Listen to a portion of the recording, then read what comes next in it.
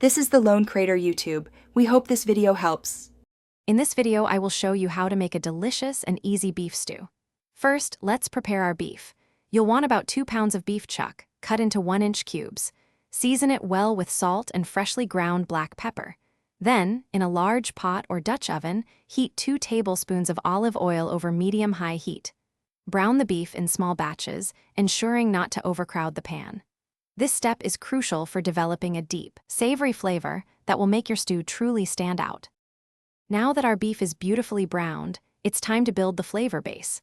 In the same pot, add 1 large chopped onion, 2 medium carrots, and 2 stalks of celery, all diced.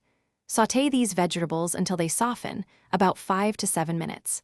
Then, stir in 2 cloves of minced garlic and cook for just 1 minute until fragrant. Next, pour in 2 cups of dry red wine or beef broth to deglaze the pot, scraping up all those flavorful bits from the bottom. This liquid will become the heart of your stew. With our aromatics and liquid in place, let's bring it all together. Return the brown beef to the pot. Add 4 cups of rich beef broth, 1 14½ ounce can of diced tomatoes, and a bay leaf.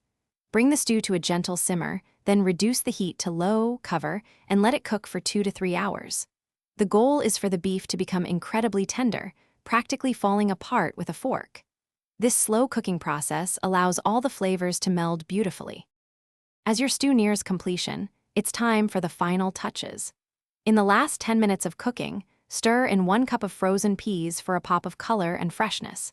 If you prefer a thicker stew, you can mix 1 tablespoon of cornstarch with 2 tablespoons of cold water to create a slurry, then stir it into the simmering stew until it thickens.